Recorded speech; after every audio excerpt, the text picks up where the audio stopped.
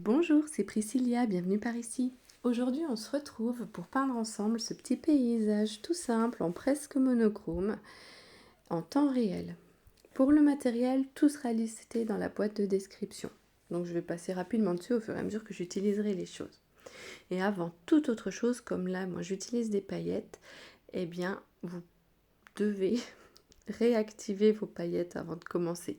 Donc on met un petit peu d'eau dedans, soit avec un vaporisateur, soit avec une pipette. Moi je prends mon pinceau, ça va très bien. Mon pinceau est de l'eau propre. Donc là je commence avec un outil pour tracer plein de choses différentes, à tracer un petit cercle qui figurera mon soleil. Et ensuite je prends un pinceau, donc là je prends simplement... non, je vais venir déjà estomper un peu les lignes avec ma gomme. C'est une gomme mie-de-pain, c'est très pratique parce que ça fait pas de peluche. Et puis ça vient estomper délicatement, sans abîmer le papier, les traits. Donc moi je prends là un pinceau à bourron en synthétique de chez Léonard. Et je viens mouiller la partie supérieure de mon ciel parce qu'on va faire quelque chose de très léger mais de fondu. Et là je me bats avec mon scotch qui me donne l'impression de vouloir se décoller. Donc voilà, je mouille légèrement et je viens mettre un petit peu de mes paillettes. Donc c'est des paillettes, il y a des pigments noirs avec des paillettes dorées. Et c'est des paillettes de chez Sparks Aquarelle et c'est Sagoud, c'est donc un noir pailleté qu'elle a sorti pour la collection d'Halloween de cette année 2024. Et là donc avec de l'eau propre, je suis juste venue contourner mon soleil, détourer mon soleil. Et là je reviens avec mes paillettes bien diluées quand même, on va refaire un petit peu de ciel. On veut que ça se voit. Et voilà. On mouille pour que les pigments aient la place de voyager. Et puis, on va venir les aider un petit peu en inclinant le plan de travail. On voit qu'il y a une coulure. Donc, si ça dérange, on n'hésite pas à venir effacer. Et puis, là, je viens aussi essayer d'absorber un petit peu la ligne d'eau qui s'est formée, pour éviter que les pigments viennent faire une démarcation nette dans le bas du ciel. L'idée, c'est comme j'ai pu le faire précédemment pour les marque-pages, c'est de faire un ciel un minimum saturé en haut et blanc à mesure qu'il s'approche de la ligne d'horizon. Donc on rajoute des pigments comme on a envie. C'est des pigments qui granulent un peu là. C'est la première fois que j'utilisais Sagoud. Donc voilà, je la découvre en même temps que vous et je vous dis tout de suite que j'ai beaucoup apprécié. Là, je viens essuyer les tours. Vous avez l'habitude si vous avez déjà suivi de mes vidéos. Pour éviter que les pigments viennent former une démarcation franche là où j'enlèverai le scotch. Et je viens aussi éponger tout ce qui est venu sur le scotch pour pas qu'en séchant, ça vienne faire une auréole dans mon ciel. Donc là, je prépare un petit peu plus de pigments et on va venir faire la première couche de montagne. Donc on peut y aller directement parce que j'ai pas mouillé tout le ciel. Mais si vous voulez être sûr de ne pas faire de démarcation, si vous voulez être sûr, pas sûr, pardon, si vous n'avez pas envie que le ciel vers la ligne d'horizon soit blanc, vous pouvez mouiller tout votre ciel et puis teinter l'ensemble de la page. Par contre, il faudra attendre que ça sèche vraiment bien avant de venir mettre la première couche de montagne.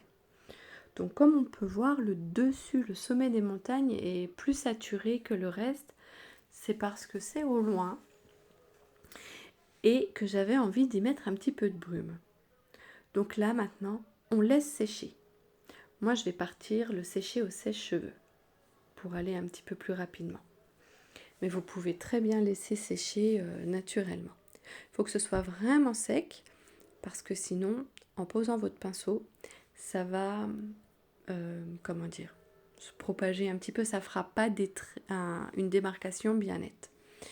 Donc je viens là avec toujours du Sagoud un peu plus saturé, mais en fait, on peut préparer tout son mélange en avance, Et puis venir à chaque fois piocher dedans sans rien y modifier. Avec les superpositions, les montagnes se verront. Ce sera juste un peu plus discret. Moi, j'avais envie de quelque chose de graphique.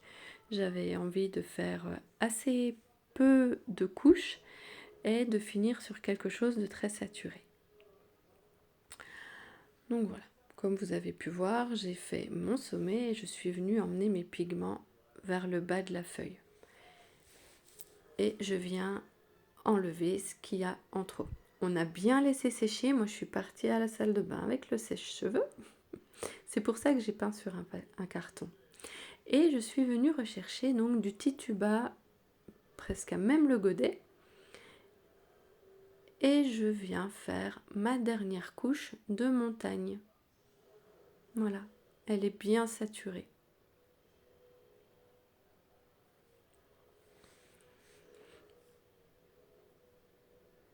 C'est vraiment le genre d'exercice qui est assez méditatif parce que très simple. Vous voyez qu'on n'a pas besoin de tracer quoi que ce soit avant. Alors si ça vous rassure pour la composition, si vous avez envie de quelque chose d'harmonieux ou voilà, de mieux réfléchi, pardon.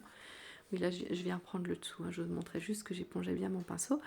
Donc si vous avez envie de faire quelque chose de plus réfléchi, une composition mieux étudiée, n'hésitez pas soit à faire un brouillon, soit à tracer au crayon mais des traits légers parce que comme on part sur des couches très peu saturées, ça risque de se voir. Pendant que ma couche du bas sèche, je vais prendre un pinceau plus fin. Bon, là, je suis en train de continuer d'éponger mes bords. Je me suis feintée là en voyant approcher le doré et le pot. J'ai cru que c'était le moment des paillettes dorées. Donc là, ça y est, ce coup-ci c'est bon. Je prends un pinceau plus fin, donc là c'est un Léonard aussi, azur, de la même gamme que le précédent, mais taille 2. Donc je prends quand même beaucoup de doré. J'ai choisi un doré pas trop chaleureux.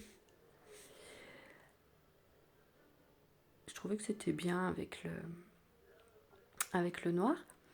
Et je viens donc faire mon soleil.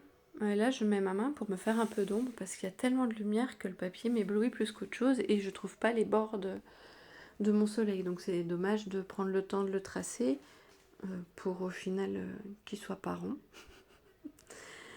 Donc voilà, on prend son temps, n'hésitez pas à faire tourner la feuille, hein. C'est beaucoup plus facile que de se casser le poignet dans tous les sens. Mais là, comme je vous le filme, eh bien je le laisse en place.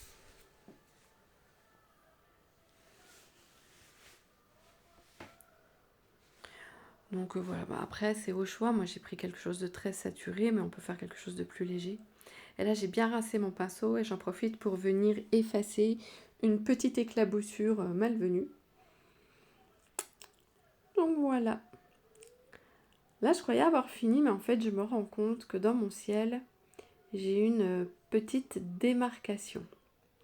Donc l'idée c'était de laisser sécher. Mais en fait là voici ma démarcation. Je ne sais pas si vous arrivez à le voir. Ça ne me plaît pas. Du coup je viens reprendre de l'eau propre. Enfin elle est plus si propre que ça mon eau. Mais je viens reprendre de l'eau pour essayer de bouger un petit peu ce qui s'est fixé sur le papier. J'éponge un peu le bas pour pas recommencer la même erreur. Donc en épongeant, ça donne un papier qui est un petit peu moins mouillé. Voilà, la transition vers le sec se fait plus douce. Et les pigments voyageront moins vite. Et du coup, je remouille grossièrement tout mon ciel et je viens remettre un petit peu de sagoude. Donc de noir. Alors ça peut être ce que vous voulez. Un indigo, un gris de Payne, si vous avez des couleurs qui granulent. C'est magnifique si vous avez envie de couleurs pastel. Enfin voilà, moi je donne encore une fois le matériel, c'est à titre informatif, mais vous prenez ce que vous avez, ce qui vous fait plaisir. Voilà. L'idée est là, c'est de se faire plaisir et voilà, de vous donner peut-être quelques idées parce que parfois on a envie de peindre et on peut être en panne d'inspiration. Et puis si jamais vous êtes débutant et que vous ne connaissez pas ces techniques de layering, donc de superposition de couches, et bien voilà, je peux vous montrer un petit peu ce que j'en sais. Donc vous voyez que je suis venue refaire quelque chose d'assez irrégulier dans le ciel, dans l'idée de camoufler le petit défaut. Et là, j'incline ma planche donc pour que ça descende vers le haut du ciel, du coup, pardon, c'était pour que ça recommence pas à venir sur ma limite d'eau et que ça ne me refasse pas une démarcation. Là, on signe notre œuvre.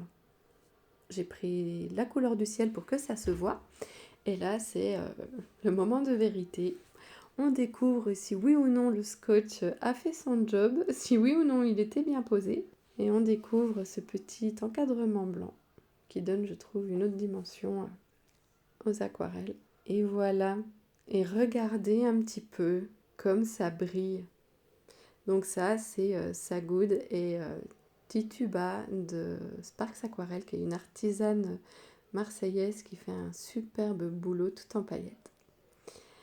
Merci beaucoup de m'avoir suivi jusqu'ici. N'hésitez pas à me laisser un petit pouce en l'air, un commentaire, des remarques, des suggestions. Et je vous dis à bientôt pour une prochaine vidéo.